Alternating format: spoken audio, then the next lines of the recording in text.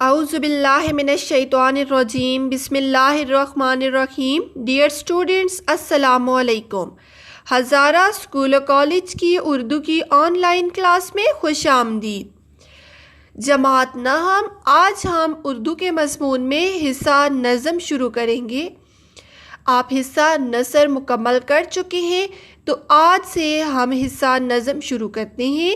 حصہ نظم میں سب سے پہلے میں آپ کو نظم کی تعریف بتاؤں گی۔ نظم کسے کہتے ہیں؟ ڈیئر اسٹوڈنٹس، نظم کے لغوی معنی پرونے کے ہیں۔ اصطلاح میں سے مراد وہ تحریر جس میں وزن اور بحر کا اہتمام کیا گیا ہو۔ ڈیئر اسٹوڈنٹس، نظم کے لغوی معنی کیا ہیں؟ پرونا، یعنی لڑی میں موتی پرونا۔ شاعری کی اصطلاح میں نظم اشعار کے اس مجموعے کو کہتے ہیں جو کسی ایک خیال یا موضوع کے تحت لکھے گئے ہوں۔ شاعر اسی خیال یا موضوع کے مختلف پہلوؤں پر روشنی ڈالتا ہے۔ نظم کے اشعار کی تعداد متعین نہیں ہوتی اور موضوعاتی لحاظ سے نظم کی اقسام بھی بہت ہیں، جیسے کہ حمد، نعت، مرثیہ، قصیدہ، مناجات، مثنوی۔ یہ کیا ہیں؟ موضوعاتی لحاظ سے نظم کی اقسام ہیں۔ ڈیئر اسٹوڈنٹس، نذیر اکبر آبادی نے شاعری میں نظم کو رواج دیا تھا۔ اس کے بعد الطاف حسین حالی اور محمد حسین آزاد نے مل کر نظم لکھنے کی تحریک چلائی تھی۔ آپ کی کتاب میں الطاف حسین حالی کی بھی نظم موجود ہے اور نذیر اکبر آبادی کی بھی۔ اب ہم اپنے اصل موضوع کی طرف آتے ہیں کہ آج کا ہمارا عنوان کیا ہے۔ آج کا ہمارا عنوان ہے نظم حمد۔ نظم حمد کو لکھنے والے شاعر کا نام ہے الطاف حسین حالی۔ اب ہم پڑھتے ہیں حمد کی تعریف۔ حمد کسے کہتے ہیں؟ ایسی نظم جس میں اللہ تعالیٰ کی تعریف بیان ہو حمد کہلاتی ہے۔ حمد کی تعریف کیا ہے؟ ایسی نظم جس میں اللہ تعالیٰ کی تعریف بیان ہو، اس نظم کو کیا کہتے ہیں؟ حمد کہتے ہیں۔ اب ہم نظم کو شروع کرتے ہیں۔ نظم کا پہلا شعر ہے: قبضہ ہو دلوں پر کیا اور اس سے سوا تیرا، ایک بندہ نافرماں ہے حمد سرا تیرا۔ یعنی اس شعر میں شاعر کیا کہتا ہے کہ دنیا میں موجود ہر انسان کے دل میں اللہ تعالیٰ کی حاکمیت ہے۔ ہر دل میں اللہ موجود ہے۔ کوئی دل ایسا نہیں جو اللہ کی یاد سے غافل ہو، جس دل میں اللہ موجود نہ ہو۔ جو لوگ نافرمان ہیں، جو بغاوت کرتے ہیں، جو سرکشی کرتے ہیں، جو اللہ تعالیٰ کی ذات کا حکم رد کرتے ہیں، اللہ تعالیٰ کی ذات کا حکم نہیں مانتے، ان کے دلوں میں بھی اللہ تعالیٰ موجود ہے۔ اللہ تعالیٰ کی ذات کو وہ بھی دلوں سے نہیں نکال سکتے، وہ بھی اللہ تعالیٰ کی دی ہوئی نعمتوں اور آسائشوں کو دیکھ کر اللہ تعالیٰ کی تعریف کرنے پر مجبور ہو جاتے ہیں۔ دوسرا شعر ہے: گو سب سے مقدم ہے حق تیرا ادا کرنا، بندے سے مگر ہوگا حق کیوں کر ادا تیرا۔ مقدم کہتے ہیں ضروری یا پہلے۔ اس شعر میں شاعر کیا کہتا ہے؟ ہر انسان کے لیے لازم ہے، یعنی ضروری ہے کہ وہ تیرا حق ادا کرے۔ کس کا حق ادا کرے؟ اللہ تعالیٰ کا۔ ہر انسان کے لیے لازم کیا ہے؟ کہ وہ اللہ تعالیٰ کا حق ادا کرے۔ لیکن ایک انسان تیرا حق ادا نہیں کر سکتا۔ تو نے اپنے بندوں کو اتنی نعمتوں سے نوازا ہے، اتنی آسائشیں مہیا کی ہیں کہ تیرے بندے چاہ کر بھی تیرا حق ادا نہیں کر سکتے۔ شاعر کہتے ہیں کہ اللہ نے اپنے بندوں کو طرح طرح کی آسائشیں مہیا کی ہیں، طرح طرح کی نعمتیں عطا کی ہیں۔ ایک بندہ چاہ کر بھی اللہ کا حق ادا نہیں کر سکتا۔ اگر ہم اپنے جسم کے ایک عضو کو ہی لے لیں تو اس کا بھی شکر ادا کرنے کے لیے ہماری زندگی ناکافی ہے۔ اللہ کی نعمتیں بے شمار ہیں۔ ہمارے ماں باپ ایک عظیم نعمت ہیں جن کی زندگی ہمارے لیے بہترین سرمایہ ہے، اور اپنے ماں باپ کی موجودگی پہ ہم اللہ کا شکر ادا کریں تو نہیں کر سکتے، کیونکہ یہ ایک بہت بڑی دولت ہے، یہ ایک عظیم نعمت ہے۔ اس نعمت کا شکر ادا کرنا، حق ادا کرنا ایک انسان کے بس میں نہیں ہے۔ تیسرا شعر ہے، محرم بھی ایسا ہی جیسا کہ ہے نا محرم، کچھ کہہ نہ سکا جس پر یاں بیت کھلا تیرا۔ اس شعر میں شاعر کیا کہتا ہے؟ شاعر کہتا ہے کہ اللہ تعالیٰ کی ذات اتنی وسیع ہے، اتنی جامع ہے، اتنی مکمل ہے کہ اس کو مکمل طور پر جاننے کا دعویٰ کوئی بھی نہیں کر سکتا۔ جو شخص اللہ تعالیٰ کی ذات کے بارے میں علم رکھتا ہے، جانتا ہے کہ اس کائنات کا خالق و مالک صرف اللہ تعالیٰ ہے، اور یہ بھی جانتا ہے کہ دنیا کے ظاہر و باطن سے صرف اللہ کی ذات واقف ہے، وہ بھی اس شخص جیسا ہے جو اسے نہیں جانتا، کیونکہ جس وقت وہ اللہ کی ذات کو جاننے کی جستجو کرتا ہے، کوشش کرتا ہے، اس پر اللہ تعالیٰ کی ذات کے راز کھلتے جاتے ہیں، اور اس کو مزید سے مزید جاننے کی جستجو ہوتی ہے، اور مزید سے مزید جاننے کے لیے وہ خود کو انجان اور ناواقف پاتا ہے۔ شعر نمبر 4 ہے، جچتا نہیں نظروں میں یہاں خلت سلطانی، کملی میں مگن اپنی رہتا ہے گدا تیرا۔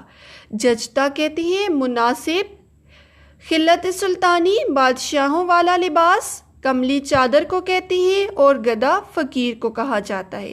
اس شعر میں شاعر کیا کہنا چاہ رہے ہیں کہ شاعر کہتا ہے کہ جو شخص اللہ کی ذات سے امید لگا لیتا ہے، اپنی زندگی کو صراط مستقیم کے مطابق گزارنے کی کوشش کرتا ہے، اللہ تعالیٰ کے تمام احکامات کو مانتا ہے اور سنت رسول صلی اللہ علیہ وآلہ وسلم کی پیروی کرتا ہے، تو پھر اس شخص کی نظروں میں دنیاوی شان و شوکت کی کوئی اہمیت نہیں رہتی۔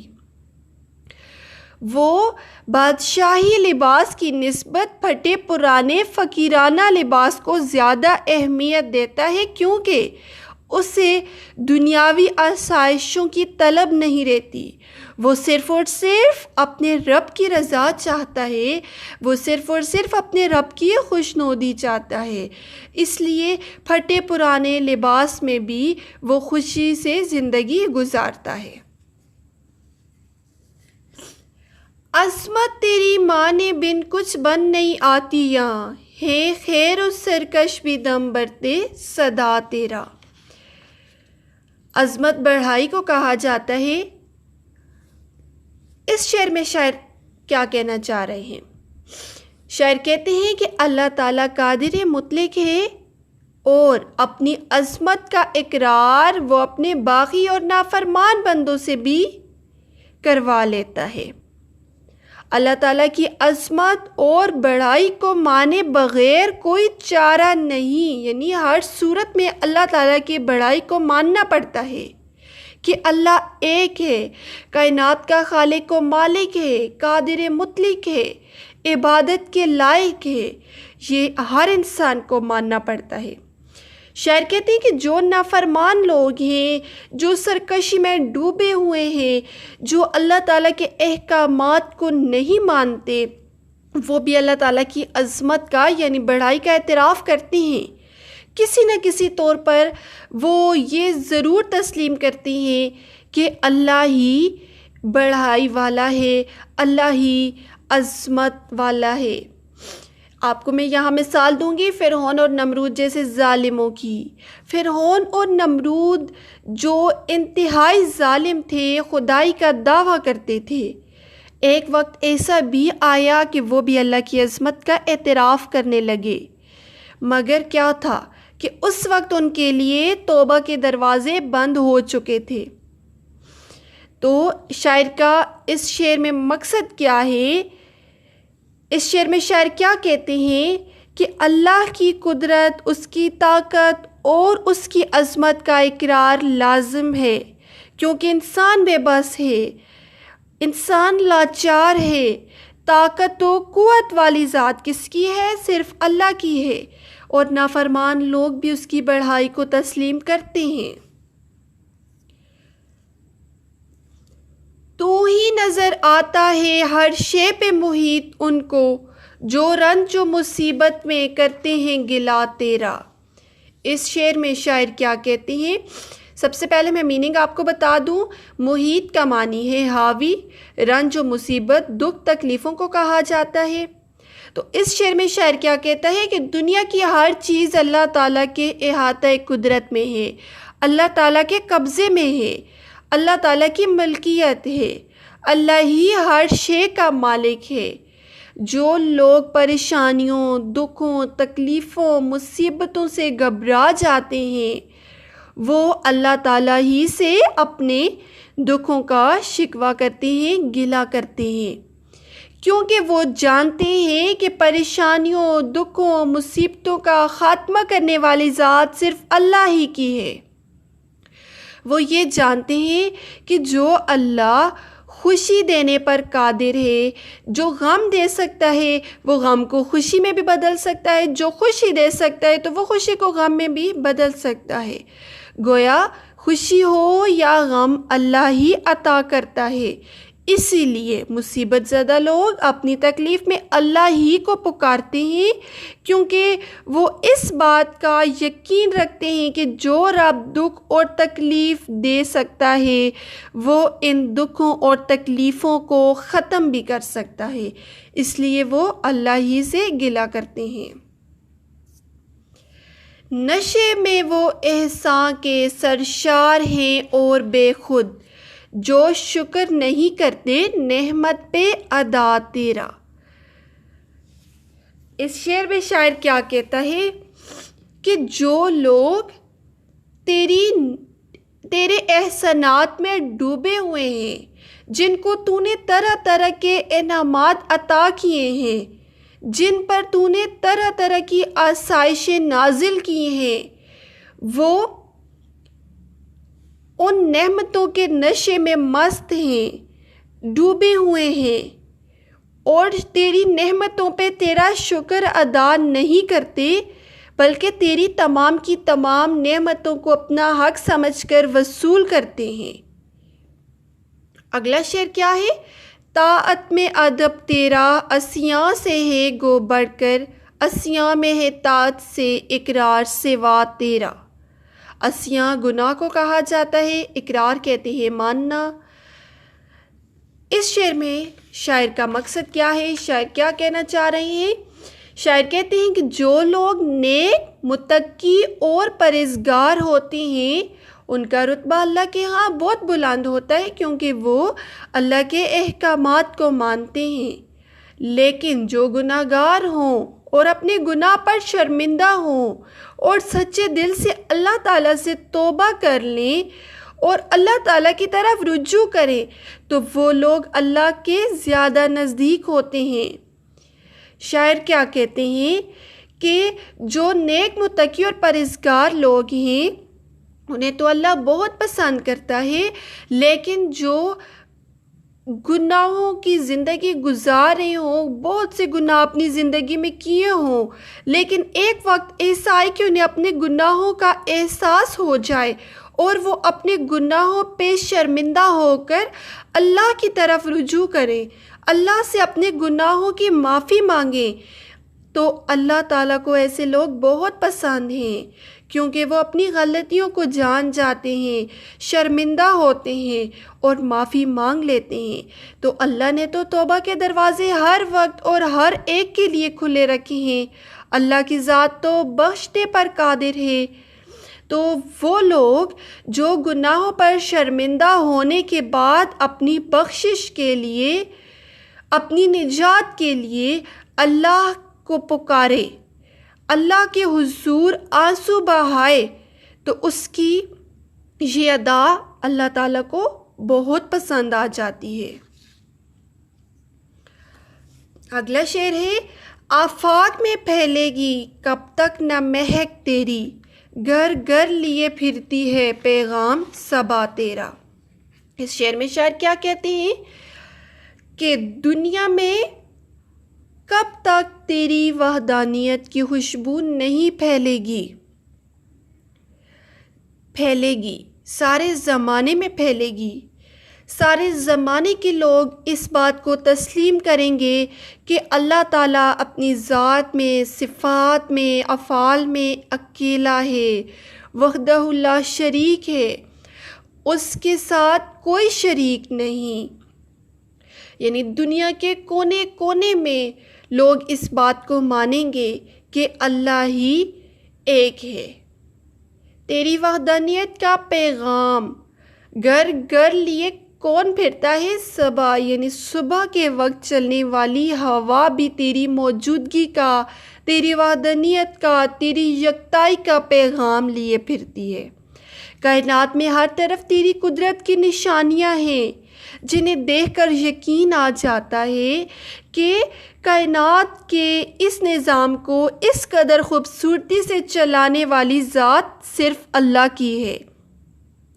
دنیا میں وہ لوگ جو تیری یکتائی پر یقین نہیں رکھتے، ایک وقت ایسا آئے گا کہ وہ بھی اس بات کو تسلیم کریں گے۔ دنیا کے کونے کونے میں اسلام کی روشنی پھیلے گی اور لوگ اللہ تعالیٰ کی وحدانیت کو تسلیم کرنے پر مجبور ہوں گے۔ نظم کا آخری شعر ہے، ہر بول تیرا دل سے ٹکرا کے گزرتا ہے، کچھ رنگ بیاں حالی ہے سب سے جدا تیرا۔ اس شعر میں شاعر نے اپنے کلام کی تعریف کی ہے، اپنی اس نظم کی تعریف کی ہے جو انہوں نے لکھی ہے، جو کہ تعریف کے قابل ہے بھی، کیونکہ انہوں نے اللہ تعالیٰ کی صفات کو بیان کیا ہے۔